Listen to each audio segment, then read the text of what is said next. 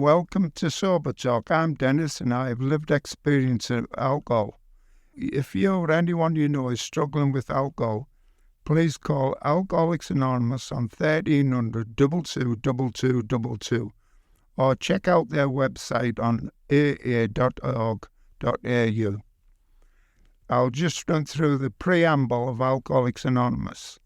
Alcoholics Anonymous is a fellowship of men and women who share their experience, strength and hope with each other. They must solve their common problems and help others to recover from alcoholism.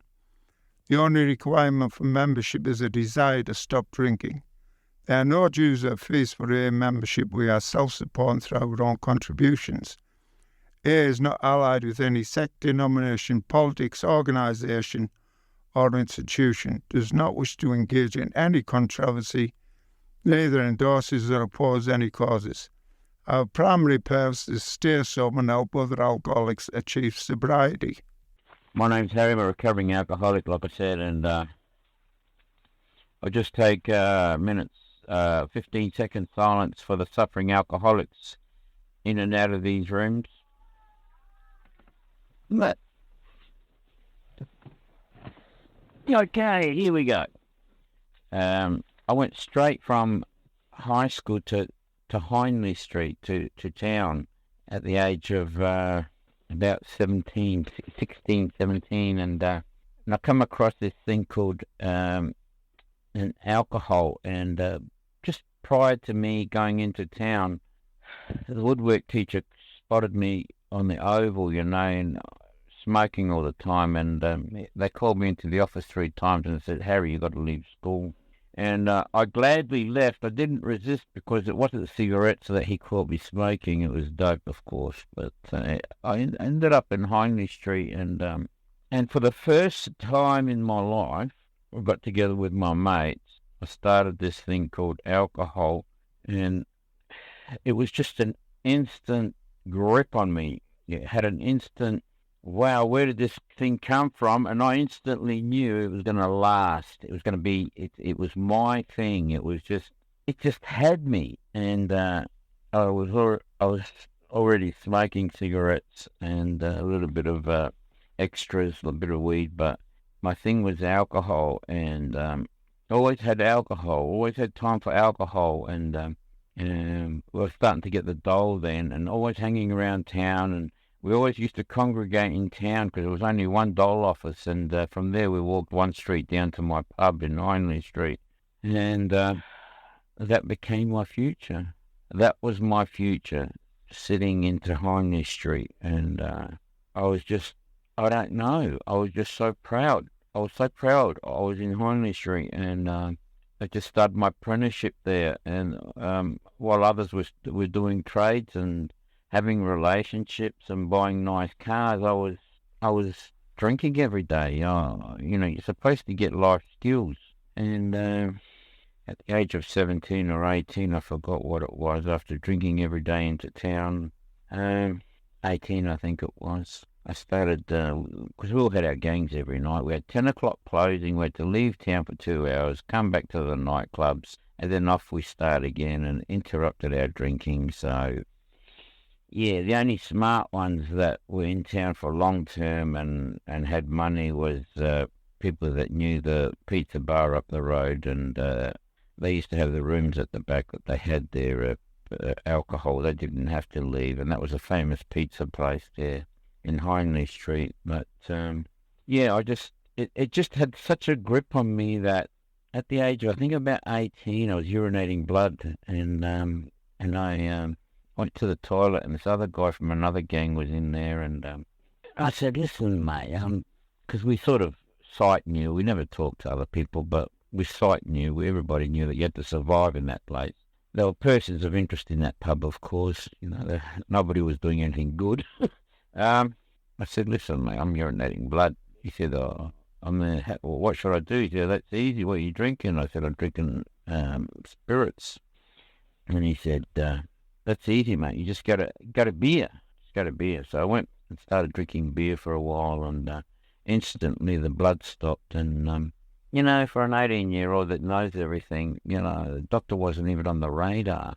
And this was my mentality, the big blind spot, just the big blind spot, and just kept on continuing our shenanigans. And deep down, I was freaking out about my life and my future, because at such a young age, you're not supposed to be, well, I don't know, you're not supposed to be just drinking in town and wasting your life.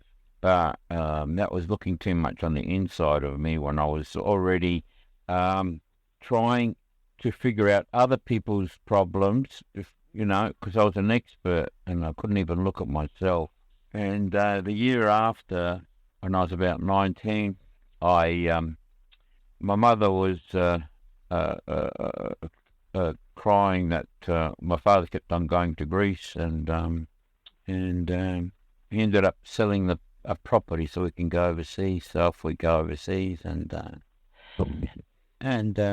I had 3 months of a stupor over there, and I misbehaved at my cousin's in-laws, and it left a mark on me that for the first time in my life, I had a good look at my behaviour, and I thought there's something wrong here, and I must have had a glimpse of my conscience, and I must have had a glimpse of my conscience of what I did over there, because I abused their hospitality and in one of my drunken things, but they probably thought it wasn't too much, but it hurt me.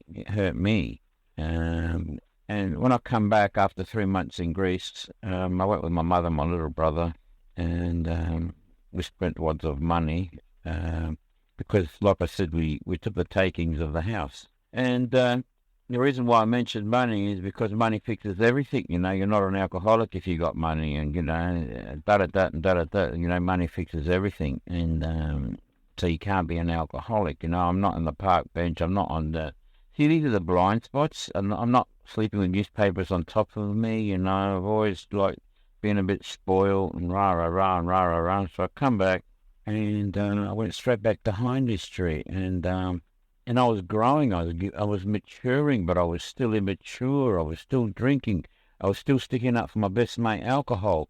I was still doing the night things. I was smoking 4 or 5 packets a day of cigarettes all the way through the night, 19, 20, 21, 22, and then 24 I get married. And by this time, I think, as I got married, and I thought that'd be the answer, and it would save me, I started drinking less, and my alcoholism was festering. It was growing because I was not feeding it, and I was going to awful places, and my memory was starting to collapse. I had horrid feelings inside. I lost my enthusiasm. I didn't want to get up. I was an old man at 26 after 2 years of marriage, and every now and then I'd have a look at myself, but I didn't know how to get out of it. I couldn't stop alcohol, and never drove sober. And the guy across the road was a member of AA. His name was Ray. His name was Seaman Ray because he worked on the Abel Tasman, and his sponsor was Raucous Stick. And Ray would come across the road sometimes to get to know us with about property developing in Brompton. We used to live across the road from him, and then he introduced me to his sponsor, and he came across the road, and I wasn't enjoying my drinking, and I knew I was caught, and I couldn't get out of it, and I was still sticking up for my best mate alcohol, and I was drinking on top to forget those feelings. So Raucous comes across the road, and he 12-steps me, and he tells me that he used to sell insurance to Greeks in Eltham, and he was an insurance person, and they used to put a spread on for him to eat and stuff like this. And he found out that I was a Greek, so he leaned on few things that Ray must have told him to get. I wouldn't let anybody into my company that talked about my best mate alcohol, so he walked around gently into it, and he started pronouncing a few Greek swear words, mispronouncing them, and I lost the art of laughing, and I tried to giggle, and what he was doing was opening the doors of trust through saying that he's been to my hell. And today I can see what he saw in my eyes. He saw an empty vessel. He saw someone burnt out. He saw someone spent. He saw lights on, nobody home. And today I think I was knocking on the doors of Korsakoff. I've learnt in these rooms. And so he 12-stepped me, and he said to me, would you like to go to a meeting tonight? And I said yes, but I'll just check with my partner, thinking that she wouldn't. My wife at the time, that thinking that she probably thought I wouldn't go, was my immediate thought. I don't need it, and blah blah blah. And she couldn't wait to get me out the door, and that was a shock to me. That was a shock. I didn't know I had an issue with alcohol, and like I said, I wasn't driving sober. I was on my last. Finding out I was on the last. I didn't know why my boss put me on my last legs of drinking, because I hardly ever drank, and that's what I thought. I was on my last chances at work. I never knew that my wife at the time was sick of me. I misread everything, and I didn't know the word sobriety. I never knew the word sobriety, and I never knew Alcoholics Anonymous, and I never knew there was meetings. I was just 12-stepped and brought in the next day. I was brought in the next day, and he comes and picks me up, and he had Gordy and another Gordy, a young Gordy, and New Zealander, and Ray in the back, and he had me in the front. And as soon as he gets in, he bashes the dash. He says, "Harry, it's the first drink." And he changed his tone, and he said, "It's the first drink, Harry. It's the first drink. The first drink does the damage. Where 1 teaspoon is not enough, and we can't stop, and our behaviour changes. And of course, I say we morph." So off we go, and we go to a meeting, and I forgot where it was, Henley Beach or something. He was a member of Henley Beach. He lived at Henley Beach. And so we go to a meeting, and I thought, wow, it was a room full of people not drinking and happy, and I couldn't understand that. I couldn't fathom it. I couldn't put it into my head. And after the meeting, I know I heard something, but I can't remember. And on the way back, he bashes a dash. "Harry, it's the first drink. It's the first drink." And the other two were in the back. But what he was doing every night, and saying Harry, and raucous, because he was raucous. He was loud. He knew I was in no person's land. I was gone. He was emphasizing me, putting trainer wheels on my thinking. I couldn't think anymore. And he was asking me to leave my thinking outside the door when we go to the meetings, because the mind works best like a parachute, best when it's fully open. So I left all my luggage outside and went inside and listened. And as I went to more meetings, I said, "This is good for you people, but not for me," because I thought it was cliquey. And then you get back in the car, and you get the bash the dash, "Harry, it's the first drink, it's the first drink." And it wasn't long, he started seeing a few improvements in me, and he threw the tea towel at me, and he said, "Now it's time for the think, triple T, tea towel therapy." So now we had the car meeting, bash the dash, we had the meeting, we had the sink doing service work, and we had the meeting on the way home. So I was getting full of AA.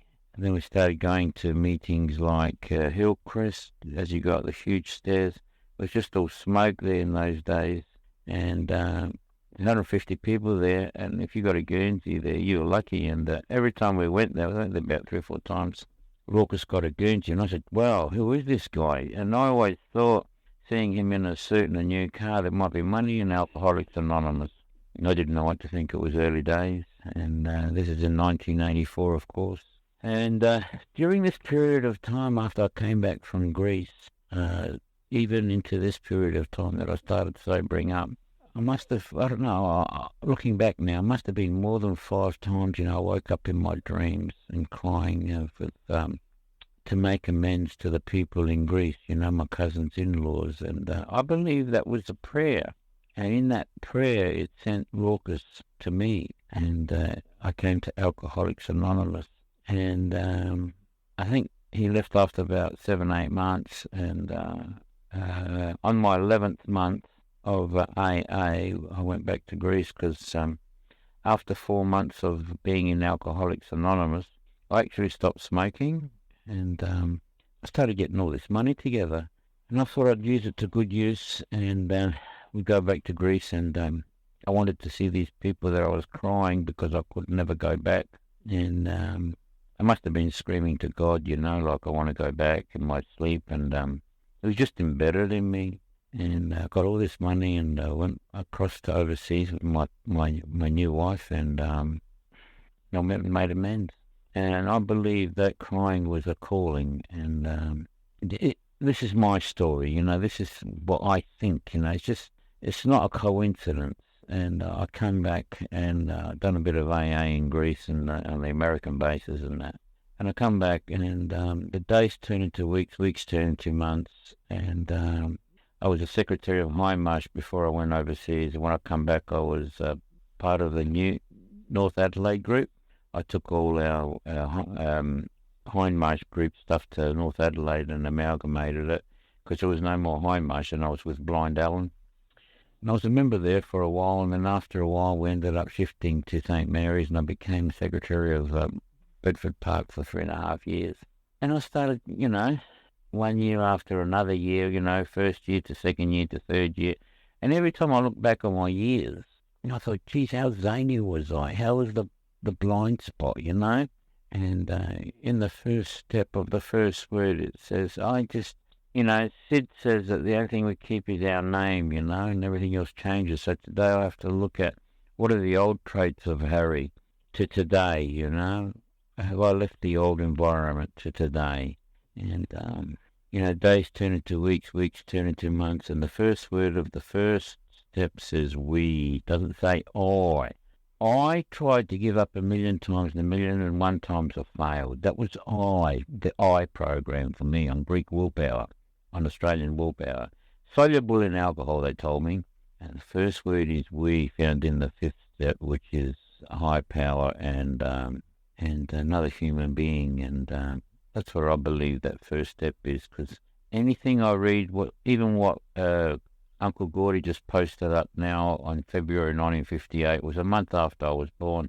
Every time I read something that these blokes wrote, the words jump out of the page for me now. I was just saying to Diane previously that about half an hour ago, I said, anybody, I can't believe I've got that time up, and I said, back in those days, if anybody had 39 years, I thought they were mentors. How could they do it? How can you have 39 years? You need 39 years to have 39 years. That's a lifetime. And here I am, folks, telling you that I've got 39 years, and I wasn't supposed to live to 65 because I was an old man at 26. So the days turn into weeks, weeks turn into months, and slowly I discover through the steps it's a we program. And I couldn't fathom in the early days that I was an alcoholic, because alcoholics sleep under park benches and newspaper, and but it wasn't until the fourth that exposed me that my life was unmanageable. I had to understand the second part of the first step to fully comprehend the first part. I couldn't understand that I was an alcoholic, and then my life was unmanageable because I had all those blind spots, because money fixed everything, and yet I had one foot in the grave. So I had to try and understand my unmanageability, and it come up in the fourth. And in the second, it was Jack Brennan awoke me with those tapes in the early sobriety that it tells us, return us to sanity, but it doesn't say how much sanity. And if I stay away from Alcoholics Anonymous and I get my insanity back, what have I done? What's happened to my emotional sobriety? I try and live the steps. I come to Alcoholics Anonymous to learn how to live out there, and then I stop going. How am I going to learn to live out there? And again, Sid says, if he's like the mafia, if you leave it, you die. It's just a degree of time if you pick up drinks. We are so sensitive that little issues become big issues. So we get little issues that become huge issues away from the program, Darwin Paul says that the sheep that get away from the pack, the wolf gets. So I try to dip myself in syrup. From 1 to 10 in priority of my life, 1 to 9 has to be Alcoholics Anonymous, and then 10 is life. It has to be. Anything I gain in Alcoholics Anonymous, I've heard it, that I lose it when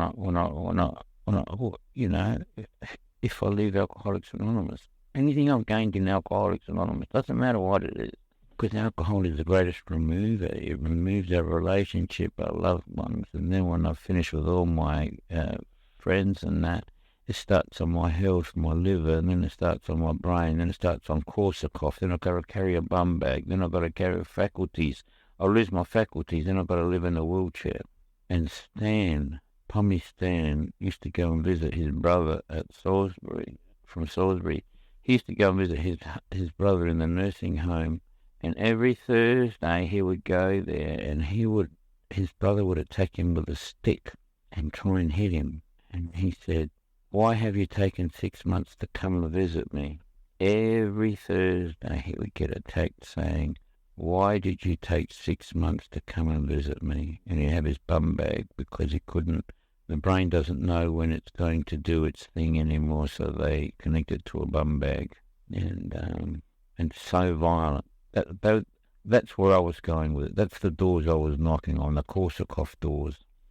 So yeah, I really appreciative of Alcoholics Anonymous. It's the best thing I've ever done in my life, and I've left a couple of things out of my 39 years of sobriety because I really wanted to paint the picture of my folks, and one of the things that I skipped, and I'll come back to this part here, was the trumpet. And we used to have fish shops, and all our weekends were taken by the fish shops, and we never had a family gathering as such.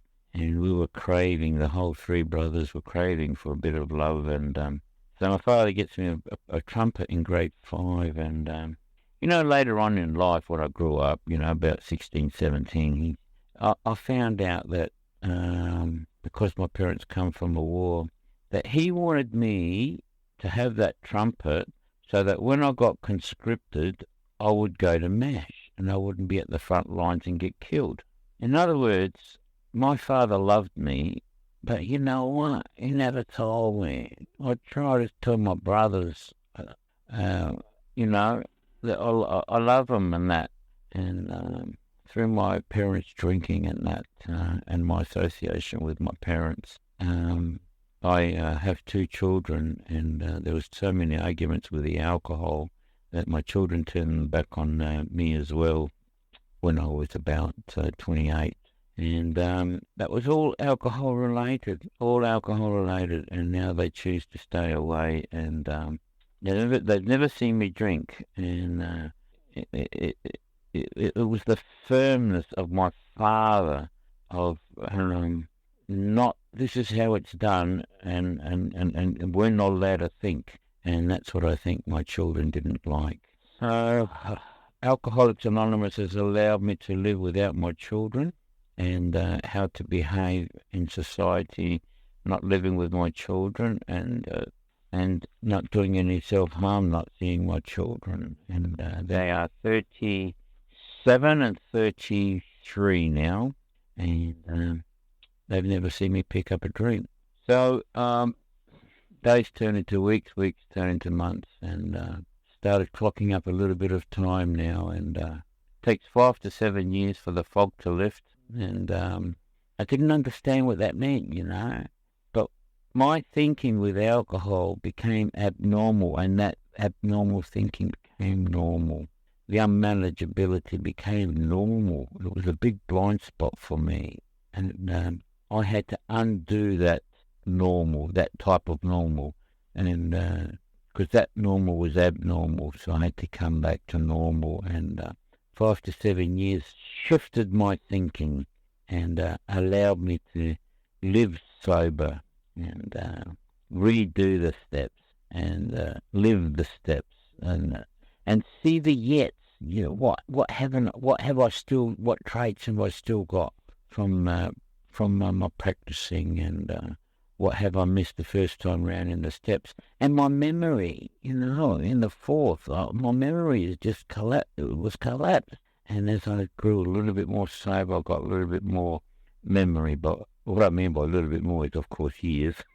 So sometimes something comes back and snaps at me, and sometimes, my family, my brothers and that see that my mum see that I do my best, and there's no mud on me, but I've done a lot of damage. They want to lick something on me. They want to stick mud on me, and you did this, Harry, and you did that, Harry, and that's family.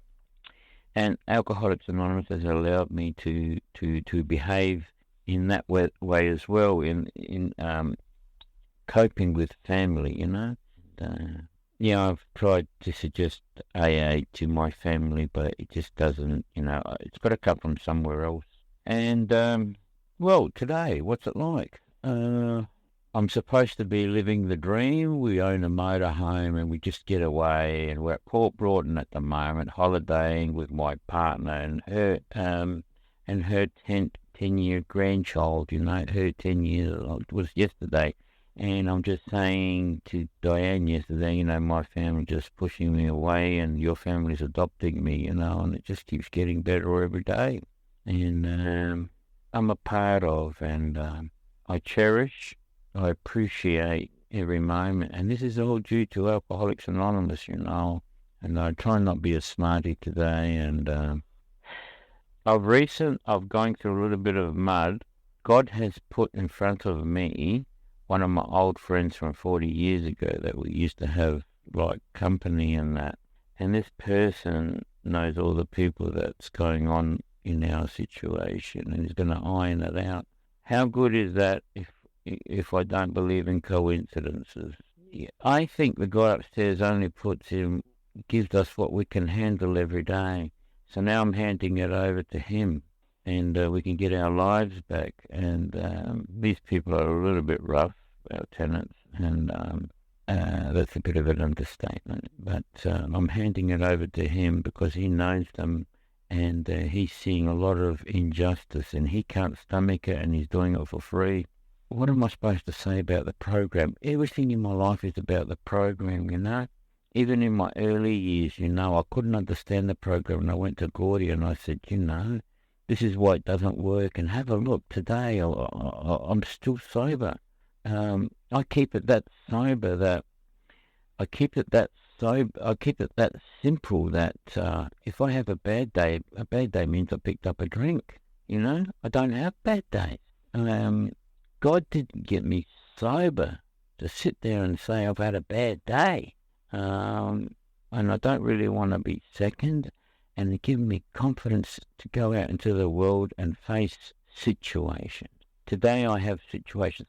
After a bit of sobriety, long-term sobriety if you like, I've changed my language to I don't have problems, I have situations. I create problems. I have situations today, and I seek help and attention or help as required, and this is the altered attitude. I've got situations. I don't have problems, and it's taken a while.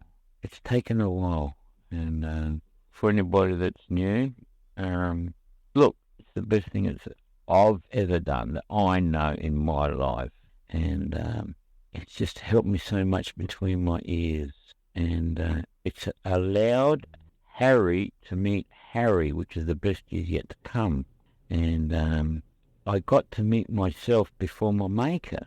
It's priceless, and like I said, I'm trying to compress 39 years in just a few minutes, but I know what I'm saying, but it's hard to explain it to the young ones. And if somebody was telling me this, I know I wouldn't have understood it. But it does work. The oldies are there to show that it does work, and just us being there to keep the rooms open and to show that you can string years together of days. I have 39 years of days because I don't own them, It's only but for the grace of God go I. And I know I've missed a lot of patches and it's a bit nervous trying to talk tonight, but I think I've gone on a little bit. So I really appreciate everybody in these rooms. I just love to hear you. I love to hear people on Power Talk, and it's just my family, and I'm just so blessed that I know Gordy and he's opened up these rooms, and I just love it to go on. And thank you to Mish and the people behind doing it. So thank you very much for allowing me to share. We have local meetings for the full week in the local area. Monday is Gala meeting at 8 o'clock. Tuesday is Elizabeth East at 8 o'clock. Wednesday is Elizabeth East at 8 o'clock. Thursday is Two Wells at 8 o'clock. And Friday is Salisbury at 8 o'clock. There's a meeting at Daveron Park at 12 o'clock, and on Sunday there's a meeting in Salisbury at 7 o'clock, and many other meetings in the area. For details of your local meetings, please phone 1300 222222. And once again, if anyone you know is struggling with alcohol issues, please call Alcoholics Anonymous on 1300 222222. The website is aasouthaustralia.org.au.